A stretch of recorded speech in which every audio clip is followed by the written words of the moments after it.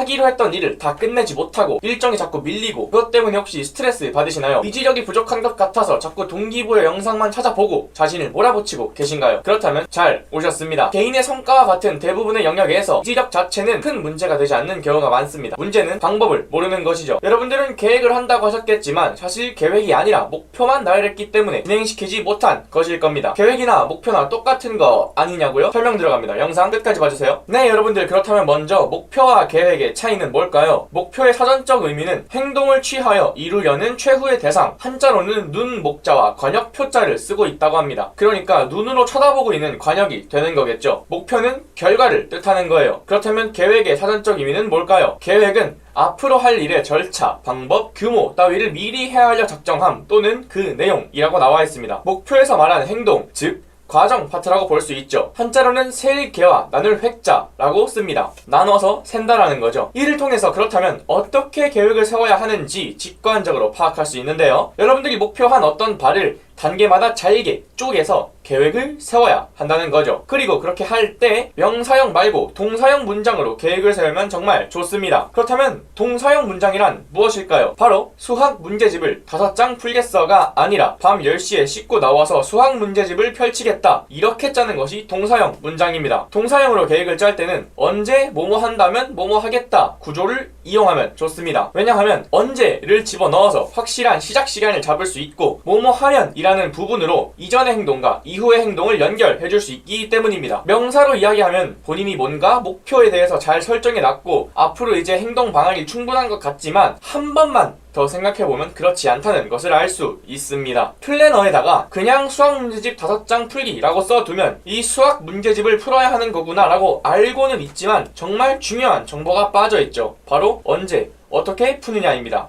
바로 그 부분을 동사형 문장으로 좀 더 구체적으로 언급해주면서 계획을 수립하는 겁니다. 이렇게 동사형 문장으로 계획을 세워야 시간 감각이 생기고 본인이 언제, 얼만큼 이뤄냈는지에 대해서 머릿속으로 진도를 가늠할 수 있게 됩니다. 본인의 목표의 크기에 맞춰서 n등분해서 계획을 세우면 되겠죠? 수학 문제집 5장 풀기와 같은 경우에는 따로 과정을 나눠주지 않아도 될 정도로 작은 계획이지만 조별과제 PPT를 오늘 완성해야 된다, 처음부터 끝까지 라고 하면은 이렇게 짜는 게 좋겠죠? 아침 8시쯤에 밥을 먹고 난 뒤에 잔료조사를 시작한다. 9시까지 1시간 정도 잔료조사를 한 뒤에 15분 정도 잔료를 정리하겠다. 그리고 1시간 동안 PPT를 만들겠다. 이렇게 단계를 쪼개서 계획을 세울 수가 있는 겁니다. 그런데 사람이 갑자기 안 하던 짓을 하면 힘들죠. 그래서 이렇게 동사형 문장으로 계획 세우는 법을 제가 바로 알려드리겠습니다. 10분 만에 여러분들이 명사형으로 지금까지 써왔던 계획을 동사형으로 바꾸는 법을 알려드립니다. 첫 번째는 일단 평소 하던 것처럼 플래너의 목표를 쓰는 겁니다. 두 번째는 언제 뭐뭐 하면 뭐뭐 하겠다라고 쓴 거를 구조를 치환해서 바꿔주는 겁니다. 이렇게 해야 이제 적용되지 않았을 때 처음부터 동사형 문장을 막 쓰려고 노력하지 않고 쓴 다음에 바꿔주는 게 더 빠르고 편하고 생각하기가 좋을 겁니다. 그래서 계획을 세울 때 평소 하던 것처럼 한 뒤에 5분에서 10분 정도만 추가해서 좀 더 촘촘하고 완벽한 하루를 만드는데 투자하시면 됩니다. 그렇다면 이렇게 계획을 세웠다고 쳤을 때 실행하는 과정은 어떻게 하면 좋을까요? 영상 인트로에서 말씀드렸듯이 우리는 환경을 설정해야 합니다. 우리 몸에는 습관이라는 게 있죠. 습관의 사전적 의미는 다음과 같습니다. 어떤 행위를 오랫동안 되풀이하는 과정에서 저절로 익혀진 행동 방식, 특정 상황에서 자동적으로 일어나는 학습된 반복 행동, 한자로는 익힐 습자와 버릇 관자를 이용합니다. 몸에 밴 버릇이라는 거죠.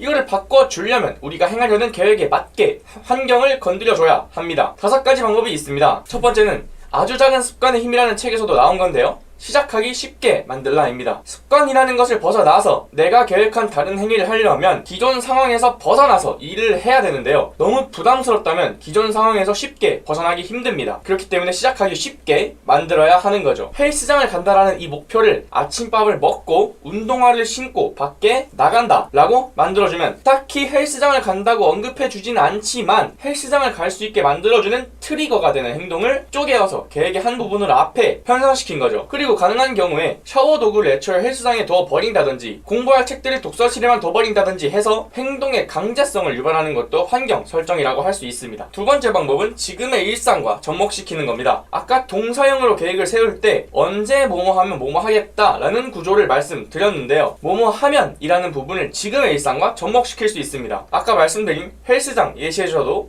볼 수 있는데요. 바로 아침밥을 먹고 난 뒤에 운동화를 신겠다라는 말입니다. 저는 아침밥을 꼭 먹는 편이긴 한데 아침밥을 안 드시는 분들은 다른 걸로 연결시켜 주시면 되겠죠. 여하튼 아침밥을 먹고 난 뒤에라는 말로 내가 매일 행하고 있는 기존 습관에 새로운 계획을 붙여버리는 거예요. 그렇다면 기존 습관과 계획이 연동이 되어서 여러분들이 시작하는데, 실행하는데 도움을 줄 수 있습니다. 세 번째는 변수를 예측해서 시나리오를 생각해야 된다는 겁니다. 사람들은 계획을 완벽하게 짜려고 되지 않으면 좌절해서 동력을 잃고 약간 시들시들해지는 경향이 있어요. 저도 그렇고요. 근데 이거를 그냥 인정해버리는 거예요. 원래 계획은 무너지기 마련이다 라는 것을 그냥 인정을 해버리고 무너졌을 경우에 어떻게 해야 될지에 대해서 행동 방안을 좀 생각을 해보고 적어보는 거예요. 만약에 아침밥을 안 먹었다, 혹은 아침에 일어나서 밥을 먹었는데 속이 너무 안 좋다, 혹은 너무 바쁘다 와 같은 경우에는 헬스장을 가는 것 대신에 운동화를 신고 나가서 10분만 걷고 오겠다 라고 바꿔두는 거죠. 잘 안 될 경우의 시나리오를 생각하는 거예요. 그리고 네 번째는 당근, 다섯 번째는 채찍입니다. 당근은 본인에게 보상을 주거나 잘 풀린 미래를 생각하는 거예요. 이건 언제 하면 좋냐면 오늘 그 일에 대한 동기가 충분히 있고 활력이 넘칠 때 생각하면 좋습니다. 뭐 딱히 하기 싫은 것도 아니고 어차피 할 건데 그렇다면 좋게 될 미래 이런 거를 생각하는 거죠. 그리고 채찍은 그날 일이 좀 하기 싫을 때 하면 됩니다. 하기 싫은 경우에 나를 몰아붙이는 용도로 공포심과 두려움을 조금씩 나한테 심어주는 용도로 채찍을 나한테 살짝 때려주면 됩니다. 이거 안 하면 안 돼, 이거 안 하면 이렇게 되니까